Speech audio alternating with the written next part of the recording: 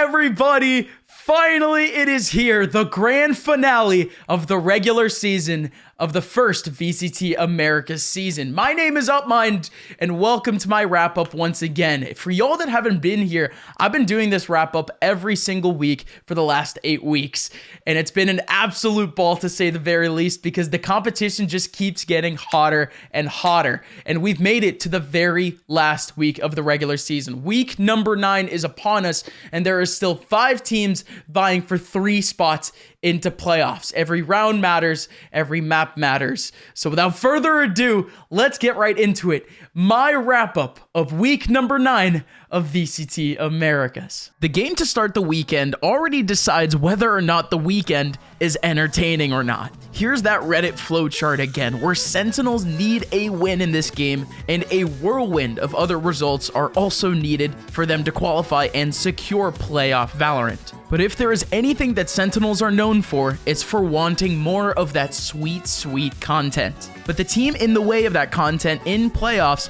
is Furia, the second best Brazilian team behind Loud. However, they look pretty far from their big brothers as of right now. Despite a 5-2 start in their last 2 games going to a map 3, Furia lost 2 maps within double digits to crucial playoff contenders, and now face their season being chalked up to a so close yet so far. We start with Sentinels opting to put TenZ and Zekin on the double duelists on a map that we haven't seen played from them in over a month, Split.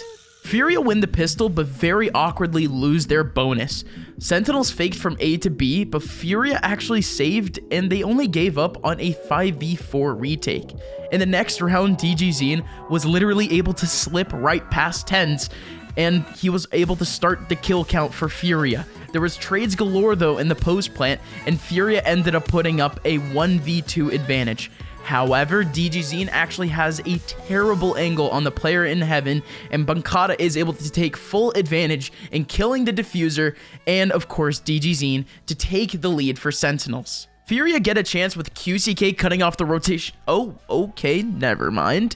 Well, DGZine and Mazine do take the round back though for a 1v2. Oh, Jesus, okay.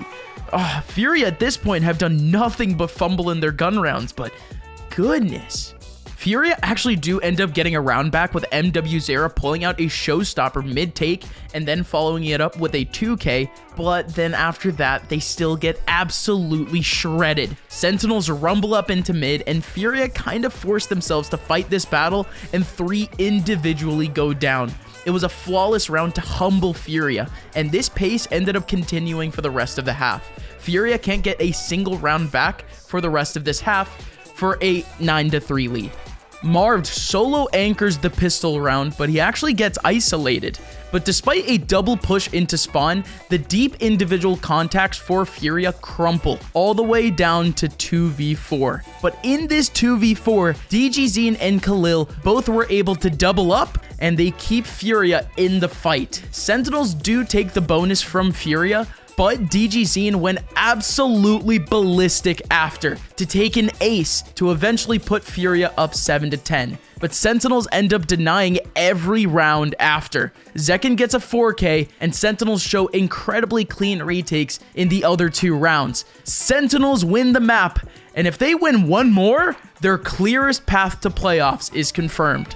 Sentinels were able to take Loud to 11-13 under def on this map of Haven. However, against Furia, it really wasn't anything to really remark. Sentinels were able to win the pistol and the anti-eco, but MW0, a player who has come up clutch plenty of times this season, but his consistency still remains up for debate, pulls out his best map performance on Haven and sparks an 8-4 half with a 1v2. Furia then win the pistol and easily roll over Sentinels for map number 2. It's an incredibly anticlimactic way for the easiest route to playoffs for Sentinels to be shut down. However, in a truly poetic way of finishing Americas, Sentinels and Furia pull out one of the most entertaining maps of Americas so far. I actually heavily recommend y'all actually pause this and go watch the VOD for map number 3 now if you didn't watch the game live. Go on, link's actually in the description right now because, I mean, why not?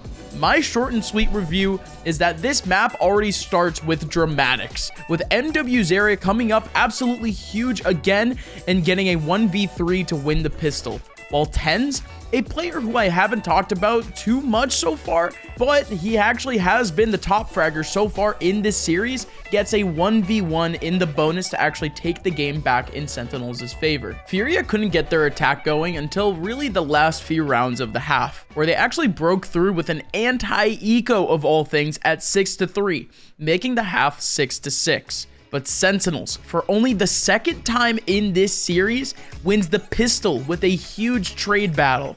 And with a Pancada flank, they even win 3 rounds in a row. But look at this face of determination from DGZine. DGZine is looking to capture every opportunity in this game given to him. And immediately after this timeout, 2 heads to shoot at, 2 headshots later, and Furia are back in the game with an eco. And DGZine again immediately after does this.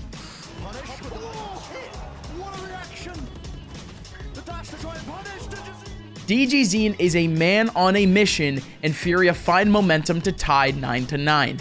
This, however, is going to continue to be a theme, or as in Sentinels going into DGZine being not so successful, while them going away from DGZine is successful. For example, the next 2 rounds immediately, they go away from DGZine, and they end up winning. They exit from the opposite site from the Jet Demon, and they were able to sweep the sites easily. But immediately when they end up running into DGZine, DGZine gets the first kill, he gets 1 more, and Furia were able to hound the site and win the round. Now, here's the $1 million question. Sentinels go away from DGZine in the round after. Do Sentinels win the next round, or do they lose the next round? If you've been paying attention so far, the answer, of course, is A. And now Sentinels find themselves at series point. With SMGs and some rifles, however, Furia are not looking to back down. And who else but DGZine gets the round started with the very first kill once again. But this time, for the very first time, he is finally immediately traded. The rest of Furia, though, because DGZine had rushed, were able to get positioning into the back of sight. And, well, at that point, Sentinels just walk right into the mouth of the beast. Furia win the pivotal round, and they still had 1 more to go. QCK, however, had the all-pivotal Viper's Pit to already shut down the first rush from Sentinels. QCK gets 2 kills, and the rest of Furia were able to play the game of trades. We have made it to overtime. Once again, I'm here to say that you all really need to watch this game. There's a timestamp right here on the screen to overtime, and in the description, once again, is the link to the game. Please go watch, because I really don't think that I can do this one justice. It was an incredibly close overtime, and at multiple points, it really looked like Sentinels really had this game in the bag. But it really also looked like at one point, whoever could win the attack round was the team who was going to win the overtime. Just look at this round right here. This is round number He's claimed to one section of the map here onto the side. Nade round the back, rebounds, doesn't do any damage. Post plants. This is line that's being played. Molly down onto the floor. Flash round to the side as well. Mark doesn't win his fight. Mazine with the flank. Causing danger, causing elements here. Comes down to this. Spraying through. And the flank's won. Pancada. Mark, they win it. QCK sticking though. In the smoke. Half on the board. Gets off fit. Taps it. Time running short. Spotted. No way. No way. We go again. Both teams go through 6 overtimes, but in the end, it was Sentinels who survived. 2-1 scoreline for Sentinels, and they stay alive in the battle for playoffs. The stakes are high for only one team in this game, but the odds aren't exactly against them. Evil geniuses, even if they lose and get eliminated, can claim that they had an incredible finish to Americas, especially in comparison to how they started when they went 1-4. NRG, however, have a playoff spot already and just want to play spoiler and avoid the lower seed. But to do them some justice, NRG, since I made this video... NRG. What happened? have gone 5-0. I owe you an apology. I wasn't really familiar with your game. The best of 3 starts with EG making their debut on Bind. On the pistol, Evil Geniuses have a free take into A, however, NRG Sage Wall to easily cover the spike, and Evil Geniuses can't retake. However, we immediately start with eco shenanigans again. 2 NRG lurkers on A die on their own, and everyone else immediately crumbles in B. EG easily take the lead. On guns, NRG are able to go back to the same Sage Wall idea, but Evil Geniuses, also with guns, are able to make a much earlier response to the Sage Wall, just shooting it down. But that wasn't the way that they were actually able to break back into sight. It was actually Demon 1's op, of all things, to actually clear the close angles and actually take back the round for EG. Evil Geniuses end up really making this half theirs, with them carrying this momentum to win 7 out of the next 8 rounds. But NRG actually ended up getting 2 out of the last 3 rounds after some pretty unlikely plays, to say the very least. They end up actually execing against a Viper's Pit with a man disadvantage. They still end up winning that round, but even more unlikelier is the round where they ended up winning with pistols and SMGs. Well, I mean, NRG, they really fought to get the rounds that they were able to get, but it's only an 8-4 score going into the second half. NRG already go right at Evil Geniuses with a 4-man rush A in the pistol round. They end up getting a kill, and Evil Geniuses just couldn't really manage their poorly placed plant, considering the flank coming in with 4 players from NRG. And after that, it was an avalanche of rounds for NRG. No matter what EG did, NRG held on and stopped them. EG went down to 3 men early against the bonus, and they got rolled by SMGs. Artis then got an ace, NRG then took the lead with Som dumping on the A-take by himself, and NRG just continued to win early pivotal takes, going up to like 4v2 pretty much every round off of just individual peaks. Every single first kill for the first 7 rounds went the way of NRG. Evil Geniuses do end up putting their best foot forward against NRG at 8-11 with a Viper's Pit and a Showstopper. But even with the 2 great ultimates, they still end up losing to a Reckoning retake and another first kill. And, however, I mean, right when NRG looked like they were about to close out Bind, Calm actually pulled out a 1v3 to put up 9-12. But that hope was really all for naught. NRG convincingly take the last round, even after EG tried to pull their attention to the other side of the map. Even after being down 8-4, NRG hold firm to finish 13-9. Unbelievably, we're looking at 2 teams who should actually be considered the 2 best in Americas on this map. Split. Maybe not so surprising with NRG, but both NRG and Evil Geniuses beat the bricks out of Loud on this map, with actually Evil Geniuses having the more convincing win. NRG tried to quickly take A to actually start the game. All 5 of these players actually bought a Frenzy, and for good reason. They were trying to rush, but Jogamo's own Frenzy was all that was needed to actually win the pistol for EG. When the gun round started though, 7 out of the next 8 rounds were all swept by NRG. That's not to say that we actually didn't see good play from EG, but in the gun rounds, NRG really did pull out some of their best calling that we've seen so far in this split. I mean, we already did get really good play last week against Loud, but against a team like Evil Geniuses who are desperate for a spot in playoffs, EG still kept every round close, but NRG were spectacular. However, we do finally see a stumble from NRG at 3-7, where Victor and Artis committed to a huge take that they only ended up killing 1 out of. Everyone else from NRG were already poised to play as a 3 going into heaven and to kind of shift back into mid. However, Demon 1 left on his own in B ends up collecting the take with about 10 to 15 seconds left in the round, and he's able to hold it all back on his own. And NRG reach deep into their strat book and pull out their most delicious play yet. a fake Viper's Pit into A, and everyone immediately burst out into B. It was a decent plan for a second, but everyone got absolutely rolled, and EG were able to finally take some consolation rounds for the half. Winning the last 2 rounds of the half, though, for Evil Geniuses is a huge momentum boost. This is finally looking like the team who is seemingly desperate for a spot in playoffs. So let's see it, EG. Let's see the attack side of a lifetime. Wait. No, turn that music off. No! NRG simply look unstoppable, and they show Evil Geniuses the true levels that exist in North America going into playoffs. This now puts Evil Geniuses' destinies into the hands of the other games yet to be played this week. It feels like the last dance for Crew. Crew come into the last game of Americas with their original roster, bringing back Nagzet to maybe bring some momentum and try to get a decent benchmark going into LCQ. But they try to do that against one of the best in North America currently in Cloud9.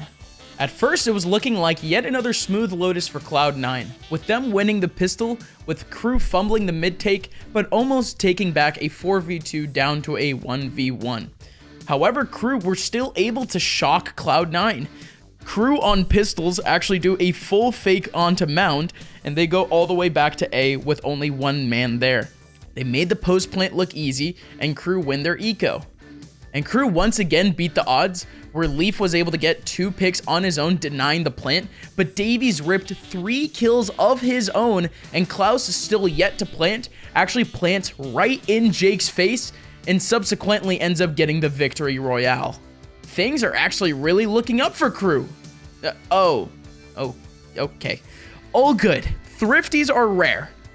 Crew have been iron-headed so far in this game, and they have kept that up immediately in response to losing to SMGs. Crew split into B with a Reckoning, and they still end up going down to a 3v2. But Kesnick kills all 3 playing side to side with Klaus. Crew win the anti-eco in the next round. Right? No! Stop! Right? Oh, okay. Alright, all good. Oh, sweet Jesus! Well, now that Crew are down to a Thrifty, surely that they won't win. What? Crew, please win 1 for me. Thank you. Cloud9 almost snagged the next gun round with a KJ lockdown, but it was a little bit unnecessary to say the least, as Crew were actually able to grab the spike and leave way before the lockdown actually went in. And there was a flank that came in and killed the 2 players from Cloud9 that rotated away from the lockdown. Unbelievably, Crew were actually able to win this half after Nagzet got a little lucky on his entry, getting an extra kill through smoke, and he ended up putting Crew up 9-3. Crew opt to go into a waterfall retake into C to start the half, but Cloud9 were able to hold it down. Crew, however, still end up actually respecting Cloud9 in the following gun round, and they end up getting punished for it. They attempt to redirect back into mini door, and they ended up getting pincered and knocked back down into an eco. However, we've gotten a lot of thrifty so far, and this time, I'm not even that upset. Davies is having a game reminiscent of his early season form, and he's able to claw his team through a 3v3 with a stinger and an unbelievable 2v1, sparked by a spam on the fly while needing to defuse. That is crazy. Davies, take a bow. Crew work off of this unreal momentum to 6-12. And at this point, it is inevitable that Crew take the win here on Lotus. Hey, I said to play the clip of them winning on Lotus. Oh, mamma mia. Many more still to go. Lots of chances. Really ballsy. And it does not work out, does not yet. Time ticking. Jake was opening himself up to the end. Gonna dash. A spray down. Not enough to do. So many first steps. The wider swing, the wider fight taken. Cloud9 looking to salvage it. Seppa. Oh my goodness. Earn the paycheck with that one. Get the slam dunk finish. All the kills got away. No. God damn it, Crew! You were so close! Why?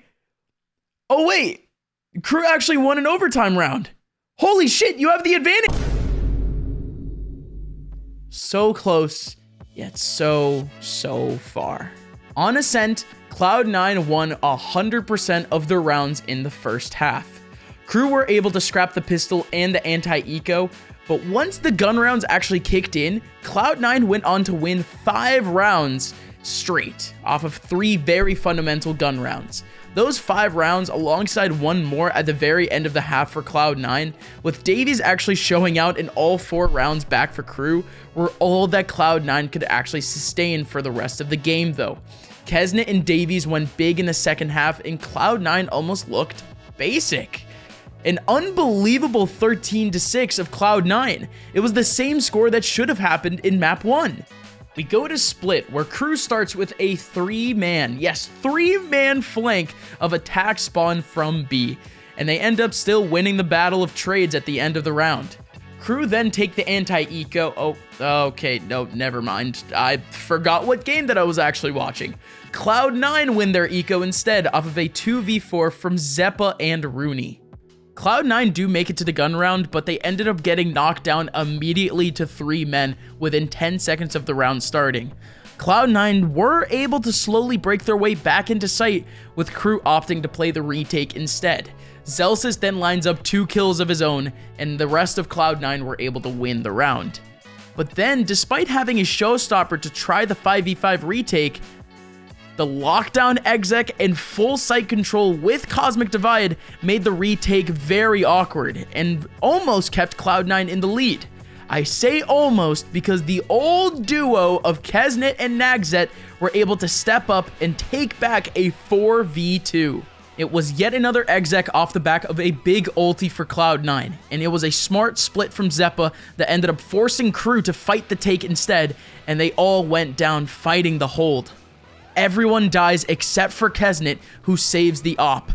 Nobody else buys around him on the op, so it's just the op and pistols and the shotgun to win the next round.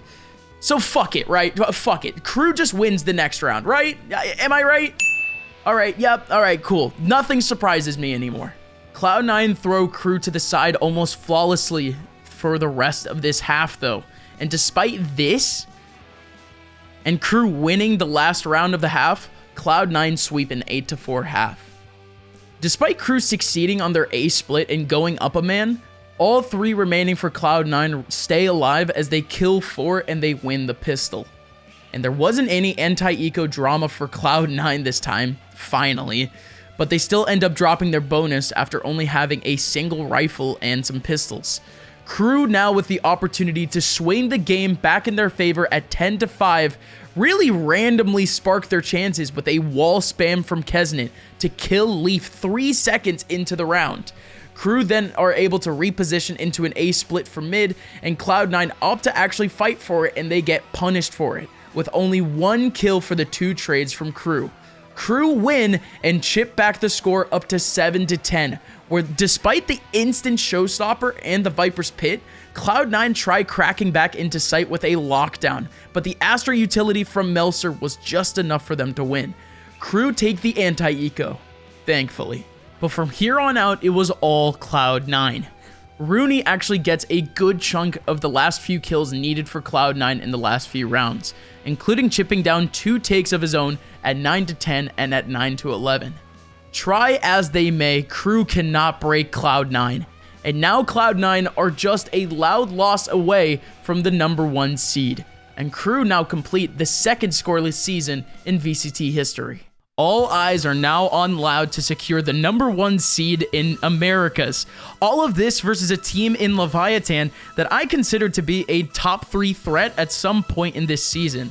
But it's really been nothing but disappointment for Leviathan since Super Week, since they dropped pivotal games against Evil Geniuses and 100 Thieves since. Just last week, we saw Leviathan get absolutely stomped on Haven, but we actually end up starting there once again. Something, the definition of insanity, blah, blah, blah. Leviathan don't actually care at first. Taco and Shy actually wait in the back of C to crossfire Loud's early rush. Loud don't expect it, and they go down to Leviathan early. Despite the man advantage though, Loud do actually beat Leviathan in a 2v3 with better guns though, of course, as it was on Leviathan's bonus. But after this round started the multitude of tech pauses. There was 3 tech pauses almost lasting an hour total. So yeah, I'm not gonna lie to you guys, I actually started taking a shower after the first tech pause already started. And let me remind y'all, my showers take like at least 25 minutes. It takes 15 minutes just for my hair conditioner to work in. So all of this being said, I actually leave my shower with a few rounds left in the half. And I mean, from what VLR ended up telling me, Loud were actually able to win the next 7 rounds straight, and Leviathan put one up on the board to at least make it 8-4. So there I was watching the game, but honestly, I should have kept VLR on. Because yes, Leviathan do actually get off to a great start once again, actually winning the first 3 rounds, but once again, Loud walked over Leviathan, winning every round after. From 7-8 to 7-13, Loud win map 1. The second map was a completely different story. What I just said was actually a complete joke because Leviathan actually started the exact same way as they did in map 1. Leviathan won the pistol off of the back of a 4K from King. Loud actually ended up overwhelming the bonus, but Leviathan won the first gun round, even with Shy going down to 40 HP early. Shy actually went on to unbelievably kill 3 while down 40 HP to keep Leviathan up in the game. But once again, at the same scoreline, despite the half buy from Loud, they eco Leviathan with a chaotic heaven split, and they end up kicking Leviathan while they were down. And believe me when I say this, the next 7 rounds were actually practically flawless from Loud. In 35 possible opportunities to kill someone, Leviathan only killed 3 people in the middle of play. That's right, I counted. Leviathan only killed 3 people for 7 rounds straight that weren't kills while saving. Leviathan did make things interesting by actually winning their eco in the second half, but that's all that they could muster. Loud pull a masterclass on Leviathan, and they end up securing the #1 seed. This is it. The final game of the VCT regular season, where a win for 100 Thieves over a 2-6 MIBR means playoffs. But if they lose, Evil Geniuses are in instead. MIBR start with a humbling of 100 Thieves. 100 Thieves try going 3 into ropes, and the coach of all people is the one awaiting on the lurk to help flawless the eco. Oh yeah, I haven't even mentioned that yet, by the way. MIBR are playing with their coach. He needed a break, and now MIBR are playing with a coach, a manager of all things. However, even with a coach, MIBR's individual prowess is what really comes up big in the first 7 rounds of this game. MIBR go up 5-2, and the entire time, 100 Thieves, they are winning any of these gun battles. Everyone from MIBR is stepping up finally like they did in the first few weeks of this season. 100 Thieves do bite back though with a very overwhelming hold of A. MIBR just didn't expect 4 people holding that site, and there was also a lockdown from Stellar in the round after that ended up stopping the shift from yet another failed A take. But that was really all that 100 Thieves could get in this game, as 100 Thieves lost 8 out of the next 10 rounds. That's right, MIBR went on to absolutely shock 100 Thieves. We're looking at a team in MIBR who haven't won in 5 games. But that team is now 1 map away from eliminating 100 Thieves. It's not the best outlook for MIBR, as going into Pearl, they've lost this map 4 times in a row. At least 100 Thieves have only played this map for the first time very recently. MIBR start with a triple rush into A main, and almost everyone from 100 Thieves was there to give them a big ol' hug. 100 Thieves end up winning their first pistol of the series. But in the bonus, Maurice ended up keeping his wall up for a little too long, and MIBR ended up getting punished for it and wall spammed all while they allowed cryocells to actually dash in behind them and sweep away the rest of the kills. It's an unfortunate start for MIBR to say the least, as 100 Thieves went on to win the following 0 rounds. Wait. Yeti, you gotta stop messing with my script, man. Oh. It's gonna be one of those maps. 100 Thieves do stop the bleeding immediately as they take advantage of MIBR, who opted to play a 2-man flank and instead push 2 into spawn to cut the rotation, 4-1.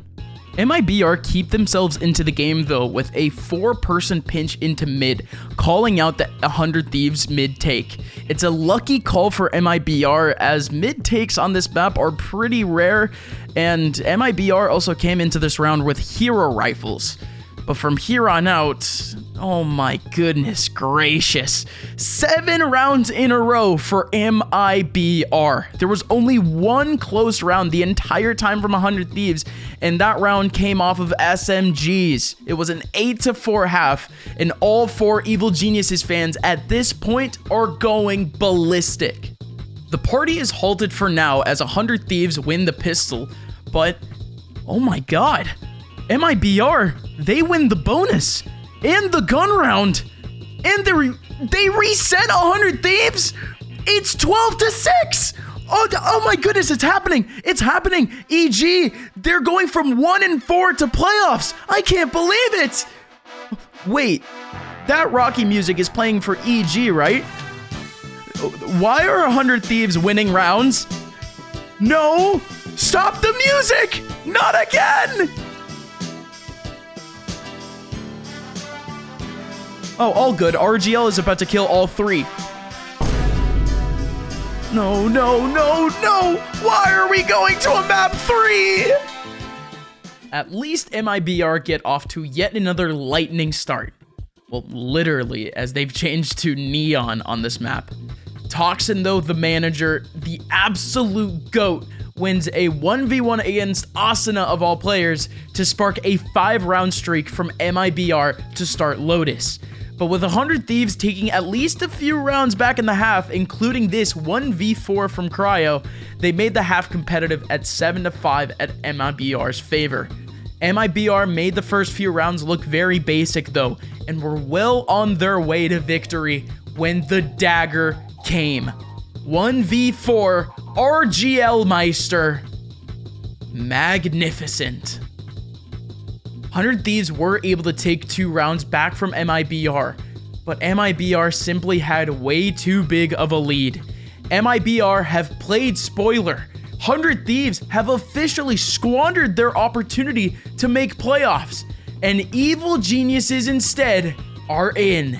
And that's it for the last regular season episode of the VCT Americas wrap-up. We still have plenty more to do here at the wrap-up, but before we get into that, I just wanted to say real quick, thank y'all so much for watching this video. If y'all have any feedback or criticism whatsoever, please smack it down in the comments. If y'all want to give it to me directly, at @upmind_ on Twitter is the way to go.